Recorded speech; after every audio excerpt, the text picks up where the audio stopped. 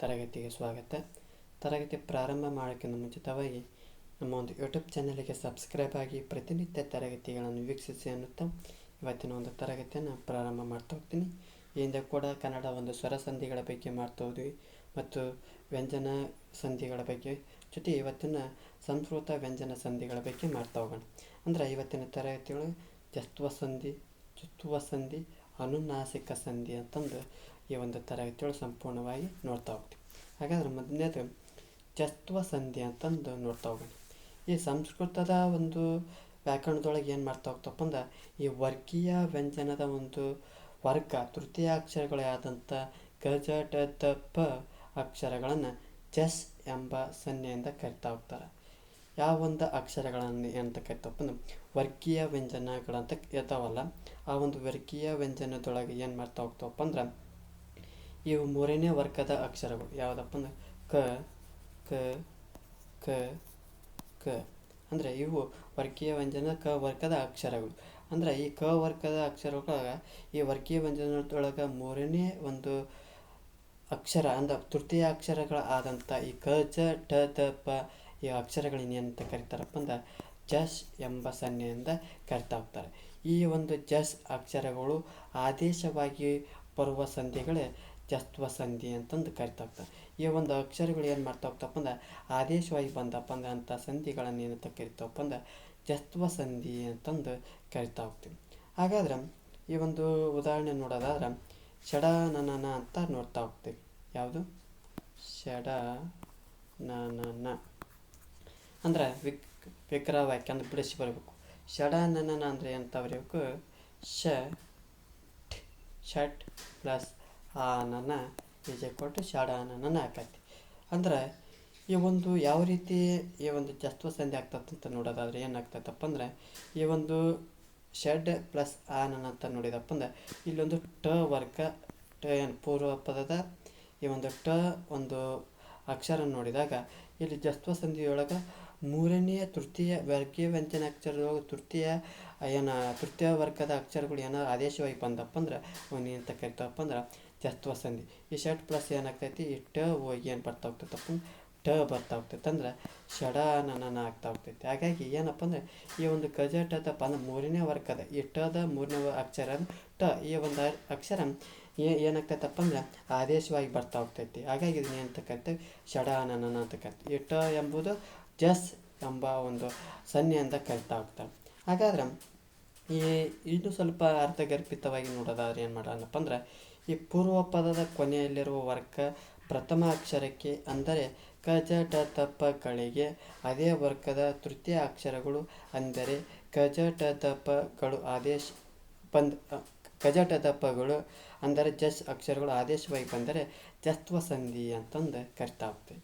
ಅಂದ್ರೆ ಯಾವ ರೀತಿಯಪ್ಪ ಅಂದ್ರೆ ಈಗ ನಮಗೆ ನೇರವಾಗಿ ಈಗ ತಳಿ ವ್ಯಂಜನಗಳು ಬರಬೇಡ ಸುಮ್ಮನೆ ಕ ಕ ಕ ಕ ಛ ಛ ಛ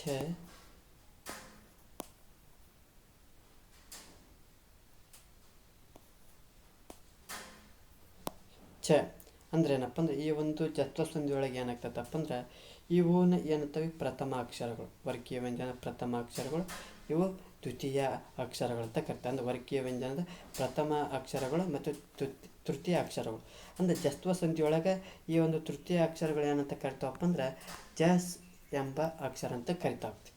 ಅಂದ್ರೆ ಈ ಒಂದು ಜಸ್ತ್ವ ಸಂಧಿಯೊಳಗೆ ಯಾವುದೇ ಒಂದು ಪದ ಕೊಟ್ಟಪ್ಪ ಅಂದ್ರೆ ಪೂರ್ವೋತ್ತರ ಪದಗಳು ಈ ಒಂದು ಪ್ರಥಮ ಅಕ್ಷರಗಳು ಬಂದಪ್ಪ ಅಂದ್ರೆ ಈ ಒಂದು ಪ್ರಥಮ ಅಕ್ಷರಗಳಿಗೆ ಏನಿಗೆ ಆದೇಶವಾಗಿ ಈ ಒಂದು ತೃತೀಯ ಅಕ್ಷರಗಳು ಬಂದಪ್ಪ ಅಂದ್ರೆ ಅವುಗಳಿಗೆ ಏನಂತ ಕರಿತಾವಪ್ಪ ಅಂದ್ರೆ ಜಸ್ತ್ವ ಸಂಧಿ ಅಂತಂದು ಕರಿತಾ ಹೋಗ್ತೀವಿ.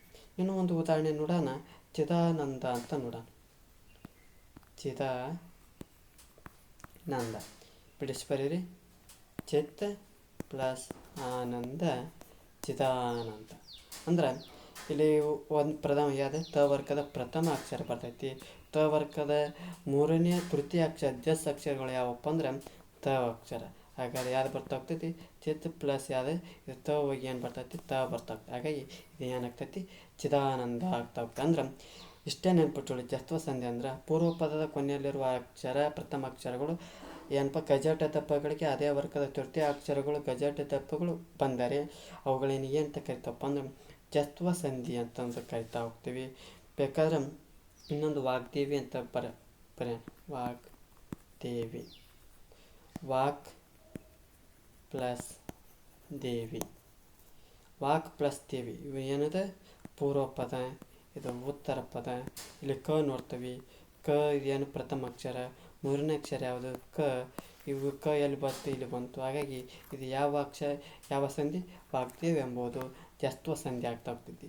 ಯಾವ ರೀತಿ ನಿರೂಪಣೆ ಮಾಡ್ತಾ ಹೋಗ್ತೀವಿ, ಈ ಒಂದು ಪೂರ್ವ ಪದದ ಪ್ರಥಮ ಅಕ್ಷರಗಳಿಗೆ ಅಂದರೆ ಗಜಟ ದಪ್ಪಗಳು ಅಂದರೆ ತೃತೀಯ ಅಕ್ಷರಗಳು ಗಜಟ ದಪ್ಪಗಳು ಆದೇಶವಾಗಿ ಬಂದರೆ ಇವುಗಳಿಗೆ ಏನಂತ ಕರಿತೀವಿ, ಜಸ್ತ್ವ ಸಂಧಿ ಅಂತಂದು ಕರಿತಾ ಹೋಗ್ತೀವಿ. ಇದು ಅರ್ಥ ಆಗಿದೆ ಅಂದ್ಕೊಳ್ತಾ ಹೋಗ್ತೀನಿ. ಮುಂದುವರೆದು ನೋಡ್ತಾ ಹೋಗೋಣ. ಚ್ಯುತ್ವ ಸಂಧಿ, ಕ್ಷಮೆಯಲ್ಲಿ ಇದು ಪ್ರೊನೌನ್ಸಿಯೇಷನ್ ಮಾಡೋಕ್ಕೆ ಬರೋದು, ಉಚ್ಚಾರ ಮಾಡೋಕ್ಕೆ ಸ್ವಲ್ಪ ತಪ್ಪಾಗ್ತೈತಿ. ಚ್ಯುತ್ವ ಸಂಧಿ ಅಂದ್ರೆ ಏನಪ್ಪ ಅಂದ್ರೆ ಶ, ಛ, ಛ, ಜ, ಚ, ಞ ಈ 6 ಅಕ್ಷರಗಳನ್ನು ಏನಂತ ಕರಿತಪ್ಪ ಅಂದ್ರೆ ಚು ಅಂತಂದು ಎಂಬ ಸಂಜ್ಞೆಯಿಂದ ಕರಿತಾ ಹೋಗ್ತಾರೆ. ಚು ಅಕ್ಷರಗಳು ಆದೇಶವಾಗಿ ಬರುವ ಸಂಧಿಗಳೇ ಚ್ಯುತ್ವ ಸಂಧಿ ಅಂತ ಕರಿತಾ ಹೋಗ್ತೇವೆ. ಕ್ಷಮೆಯಲ್ಲಿ ಒಂದು ಪದ ಉಚ್ಚಾರಣೆ ಮಾಡೋಕ್ಕೆ ಬರಕೊಲ್ದು. ಅಂದರೆ ಯಾವ ರೀತಿಯಪ್ಪ ಅಂದ್ರೆ ಈ ಸಕಾರ ತ ವರ್ಗಗಳಿಗೆ ಶಕಾರ ಚ ವರ್ಗಗಳು ಅಂದರೆ ಚು ಅಕ್ಷರಗಳು ಆದೇಶವಾಗಿ ಬರ್ತಾ ಹೋಗ್ತವೆ. ಅಂದ್ರೆ ಸಕಾರ ತ ವರ್ಗಗಳಿಗೆ ಶಕಾರ ಚ ವರ್ಗಗಳು ಅಂದ್ರೆ ಈ ಸಕಾರ ಏನು ಮಾಡ್ತಾ ಹೋಗ್ತದಪ್ಪ ತ ಒಂದು ವರ್ಗದ ಅಕ್ಷರಗಳಿಗೆ, ಶಕಾರ ಅಂದ್ರೆ ಚ ವರ್ಗದ ಒಂದು ಅಕ್ಷರಗಳಿಗೆ ಆದೇಶವಾಗಿ ಬಂತಪ್ಪ ಅಂದ್ರೆ ಇವುಗಳಿಗೆ ಏನಂತ ಕರಿತಾವಪ್ಪ ಅಂದ್ರೆ ಚ್ಯುತ್ವ ಸಂಧಿ ಅಂತಂದು ಕರಿತಾ ಹೋಗ್ತೀವಿ. ಯಾವ ರೀತಿ ನೆನ್ಪಿಟ್ಟೋಣಪ್ಪ ಅಂದ್ರೆ ಮೊದಲನೇದಾಗಿ ಮನಶುದ್ಧಿ ಅಂತ ಪದ ತಗೋಣ. ಯಾವ ಪದ, ಮನ ಶುದ್ಧಿ. ಮನಶುದ್ಧಿ ಅಂದರೆ ಬಿಡಿಸಿ ಬರೀಬೇಕು. ಮನಸ್ಸು ಪ್ಲಸ್ ಶುದ್ಧಿ. ಇಲ್ಲಿ ಮನಸ್ಸು ಪ್ಲಸ್ ಶುದ್ಧಿ ಆದಾಗ ಏನಾಗ್ತೈತಪ್ಪ ಅಂದರೆ ಈ ಒಂದು ಪದಗಳು ಕಾಣ್ತಾ ಹೋಗ್ತೀವಿ. ಯಾವ ಪದ, ಸ ಎಂಬ ಪದ, ಶ ಎಂಬ ಪದಗಳು ಕಾಣ್ತಾ ಹೋಗ್ತೈತಿ. ಶ ಎಂಬ ಪದಗಳು ಕಾಣ್ತಾ ಹೋಗ್ತೀವಿ. ಏನಾಗ್ತೈತಪ್ಪ ಅಂದರೆ ಈ ಸ ಒಂದು ಕಾರದ ವರ್ಗಗಳಿಗೆ ಏನಾಗ್ತಾ ಹೋಗ್ತೈತಿ, ಈ ಒಂದು ಶಕಾರಗಳು ಬರ್ತಾ ಹೋಗ್ತವೆ. ಹಾಗೆ ಇದು ಏನಾಗ್ತೈತಿ, ಮನಶುದ್ಧಿ ಅಂತ ಕಾಣ್ತಾ ಹೋಗ್ತೀವಿ.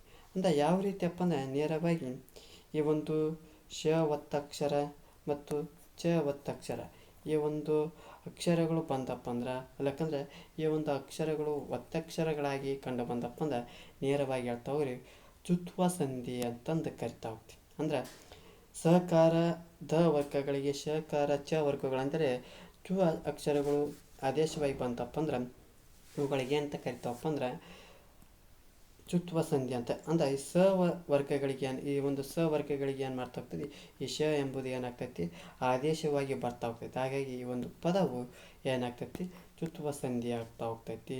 ಬೇಕಾದ್ರೆ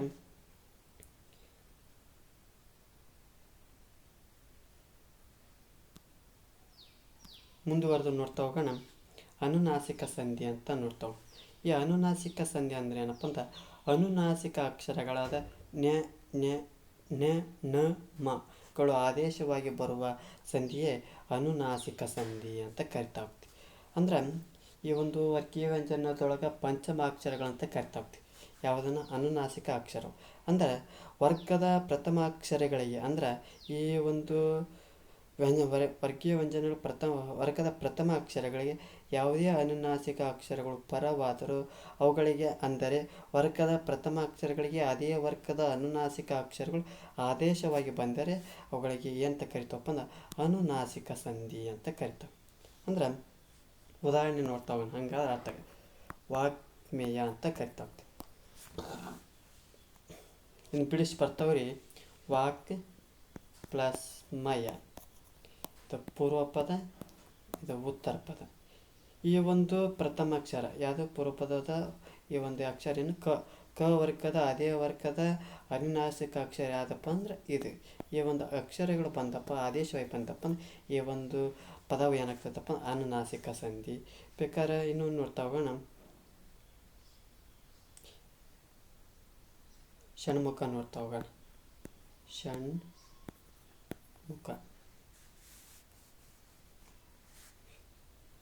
ಬಿಡಿಸಿ ಬರೀರಿ. ಷಟ್ ಪ್ಲಸ್ ಮುಖ. ಪೂರ್ವ ಪದ ಉತ್ತರ ಪದ. ಟ ಅನ್ನೋದು ಪ್ರಥಮ ಅಕ್ಷರ. ಈ ಒಂದು ಟ ವರ್ಗದ ಅನುನಾಸಿಕ ಅಕ್ಷರನ ಅಂದ್ರೆ ಷಣ್ಮುಖ ಆಗ್ತಾ ಹೋಗ್ತೈತಿ. ಇದು ಯಾವ ಪದ? ಅನುನಾಸಿಕ ಸಂಧಿ ಆಗ್ತಾ ಹೋಗ್ತೈತಿ. ಷಣ್ಮುಖ ಅನ್ನೋದು ಅನುನಾಸಿಕ ಸಂಧಿ ಆಗ್ತಾ ಹೋಗ್ತೈತಿ. ಇನ್ನೊಂದು ಸಾಮಾನ್ಯವಾಗಿ ಈ ಒಂದು ಸಂಸ್ಕೃತ ವ್ಯಂಜನ ಸಂಧಿಗಳು ನೇರವಾಗಿ ಯಾವ ರೀತಿ ನೆನಪಿಟ್ಕೋಬೇಕಪ್ಪ ಅಂದ್ರೆ ಒತ್ತಕ್ಷರಗಳ ಈ ಒಂದು ಜತ್ವ ಸಂಧಿಯನ್ನು ಎಳೆದ್ವಿ. ಗಜಟ ತಪಗಳು ಮೂರನೇ ಒಂದು ಅಕ್ಷರಗಳು ನೇರವಾಗಿ ಆದೇಶ ಬಂದರೆ ಜತ್ವ ಸಂಧಿ ಅಂತ ನೆನಪಿಡುತ್ತಾರೆ. ಆದರೆ ಚುತ್ವ ಸಂಧಿ ಮತ್ತು ಅನುನಾಸಿಕ ಸಂಧಿಗಳು ನೇರವಾಗಿ ಈ ಚುತ್ವ ಸಂಧಿಗಳು ಈ ಒಂದು ಅಕ್ಷರಗಳು ಶ ಚ ಚ ಚ ನ ಈ ಒಂದು ಅಕ್ಷರಗಳು ಏನಾದರೂ ಒತ್ತಕ್ಷರಗಳಾಗಿ ಕಂಡು ಬಂದರೆ ಅವುಗಳಿಗೆ ಚುತ್ವ ಸಂಧಿ ಅಂತ ನೇರವಾಗಿ ನೆನ್ಪಿಟ್ಕೊಳ್ರಿ. ಅನುನಾಸಿಕ ಸಂಧಿ ಅಂದ್ರೆ ಆ ಒಂದು ಒತ್ತಕ್ಷರ ಪಂಚಮ ಅಕ್ಷರಗಳು ಕಂಡು ಬಂದಪ್ಪ ಅಂದರೆ ಅವುಗಳಿಗೆ ಏನಂತ ಕರಿತಾ ಹೋಗ್ತಪ್ಪ? ಅನುನಾಸಿಕ ಸಂಧಿ ಅಂತ ಕರಿತಾವೆ. ಇದು ಸರಳ ರೂಪದಲ್ಲಿ ಹೇಳ್ತಾ ಹೋಗ್ತವೆ.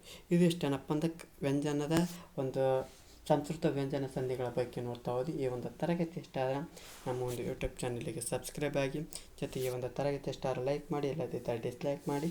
ಏನಾದರೂ ದೋಷಗಳು ಮತ್ತು ನಿಮ್ಮ ಒಂದು ಅಭಿಪ್ರಾಯಗಳನ್ನು ಕಮೆಂಟ್ ಬಾಕ್ಸ್ನ ಮೂಲಕ ತಿಳಿಸಿ ಅನ್ನುತ್ತಾ ಇವತ್ತಿನ ಒಂದು ತರಗತಿಯನ್ನು ಮುಗಿಸ್ತಾ ಇದ್ದೀನಿ. ಎಲ್ಲರಿಗೂ ಧನ್ಯವಾದಗಳು.